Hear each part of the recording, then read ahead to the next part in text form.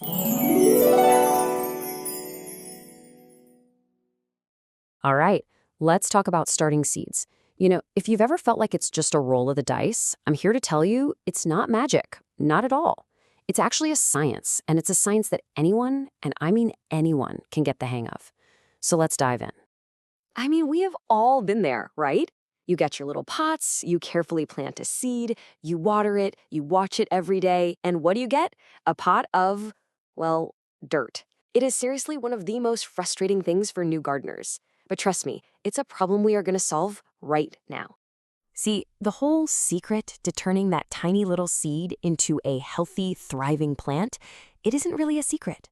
Think of it like a recipe. And the good news is, it only has 4 key ingredients. If you can get these 4 things in balance, you've basically unlocked the blueprint for germination. It's that simple. Okay, ingredient number 1, temperature. You can think of this as the ignition key for the whole process. Seriously, without the right temperature, a seed is just going to sit there dormant, basically waiting for a signal that it's safe to wake up and start growing. So what is that magic number?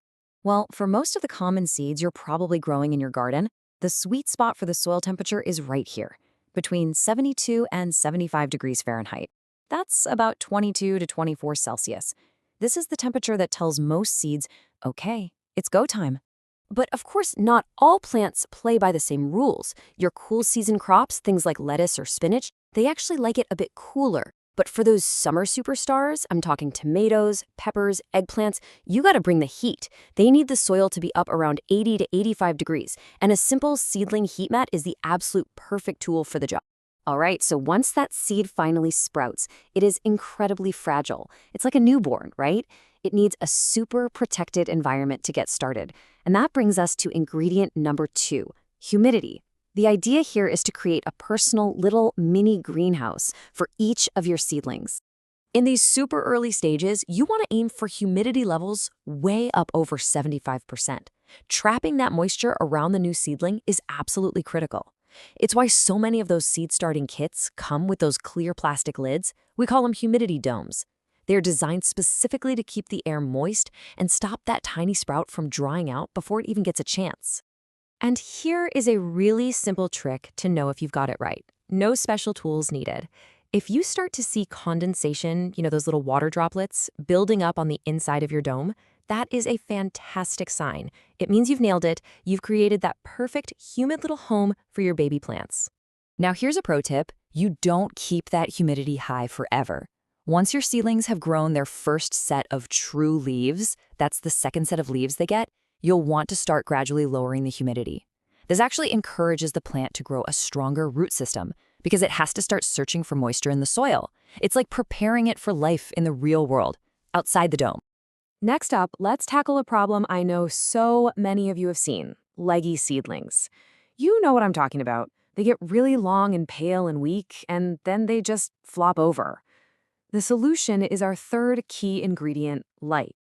There's actually a fancy scientific name for this. It's called Epinasty. But all it really means is that the plant isn't getting enough light. So it desperately stretches itself out, trying to find more. And in that process, it develops this weak, spindly stem that just can't support itself. The fix, thankfully, is super straightforward.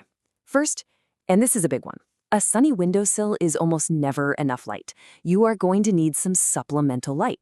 Second, seedlings are hungry for light. They need a lot of it, at least 12 to 14 hours every single day.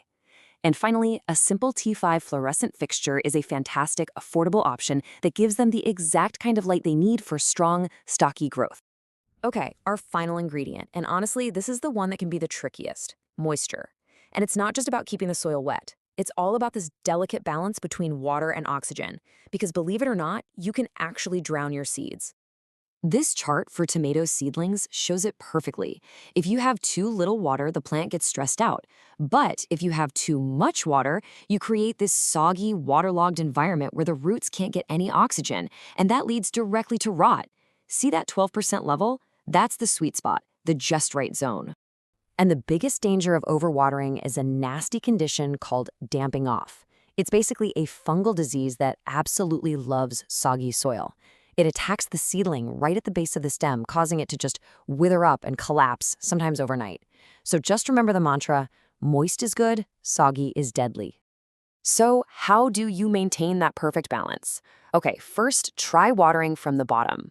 Just place your seed trays in a shallow pan of water and let the soil soak it up. This encourages deep roots. Second, get a small fan in the room for some gentle air circulation. It helps strengthen stems and keeps fungus away. And third, just try your best not to splash water all over the leaves and stems. So there you have it. Those are the 4 key ingredients: temperature, humidity, light, and moisture. So now let's just put it all together into one simple blueprint you can follow every single time. This right here, this is your cheat sheet for success. For temperature, you're aiming for that 72 to 75 degrees sweet spot, and remember to use a heat mat for your warm crops. For humidity, get it over 75% at the beginning. Just look for that condensation. For light, give them 12 plus hours with a real grow light. And for moisture, keep that soil moist, not soggy, and water from the bottom. That's it. That is the entire recipe. So the mystery is officially gone. You now have the scientific blueprint for creating new life from a tiny seed. It was never about luck. It's just about giving them the right conditions. So really, the only question left is, what are you going to grow first?